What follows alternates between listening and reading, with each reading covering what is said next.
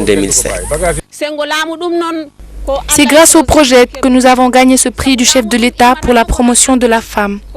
En plus de nous avoir permis de monter ce projet nous a aidés à être mieux connus auprès de l'État.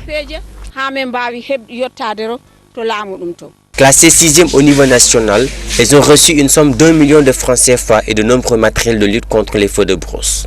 Cet équipement vient renforcer les moyens déjà alloués par le projet au comité de lutte contre ce phénomène naturel qui détruit chaque année le tapis herbacé sénégalais.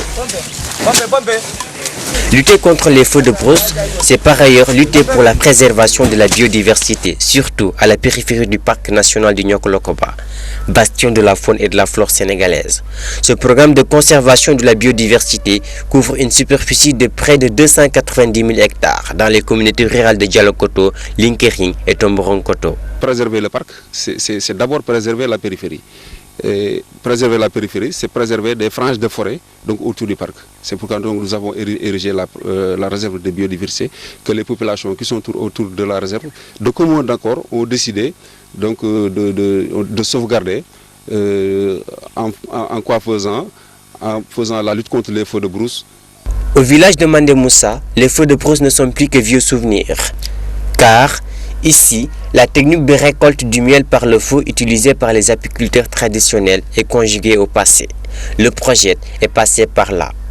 Dès lors, les rendements obtenus en miel sont plus élevés, mais surtout, la qualité du miel est meilleure. Quand les apiculteurs récoltent le miel, ils l'amènent au niveau de la miellerie. C'est les gâteaux que vous avez ici.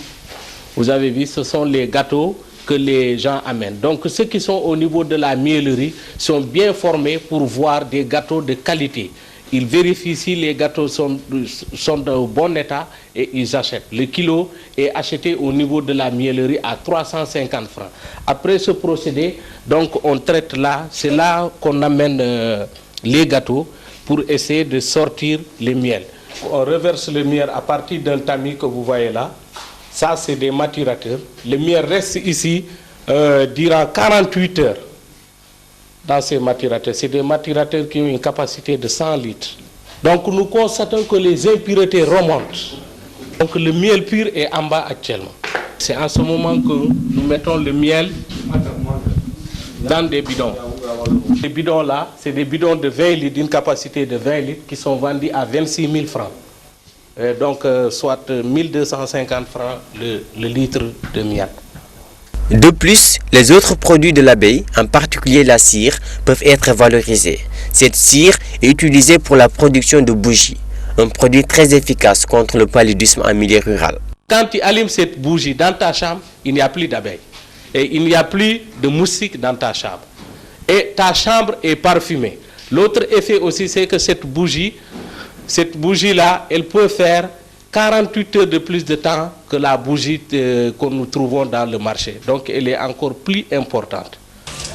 Pour permettre aux populations d'avoir des revenus supplémentaires et surtout de diminuer la pression sur les ressources naturelles, le projet, dans le cadre de sa politique d'intensification des productions animales, a développé une autre activité, l'embauche bovine. Ce que vous voyez là, c'est une étable. Nous achetons des bœufs à 75 ou 100 000 francs l'unité. Nous les engraissons par exemple avec des graines de coton. Au bout de 2 ou 3 mois, nous pouvons les revendre à 150 ou 200 000 francs. Pour mieux accompagner ce programme, le projet a développé une politique sanitaire de vaccination contre la peste des petits ruminants et de la volaille. Tous les petits ruminants des villages encadrés par le projet sont vaccinés contre la peste des petits ruminants et contre la pasteurellose. Et ça, tous les villages, sans exception, encadrés par le projet. En dehors de cela, en ce qui concerne la volaille, la maladie qui fait le plus de ravages, c'est la maladie de Newcastle, appelée pseudo-peste aviaire. Donc cette maladie également fait l'objet d'une vaccination donc, par les villageois qui ont été formés à cet effet. En dehors de ce programme de vaccination, nous avons également un programme d'amélioration de l'aviculture villageoise, qui est un élément extrêmement important. Ce programme d'amélioration de l'aviculture villageoise se fait à 2 niveaux. Le premier niveau, c'est l'introduction de cograsseurs pour l'amélioration de la capacité de ponte des métis, mais également pour l'amélioration du format des métis qu'on va obtenir. Une campagne menée en partenariat avec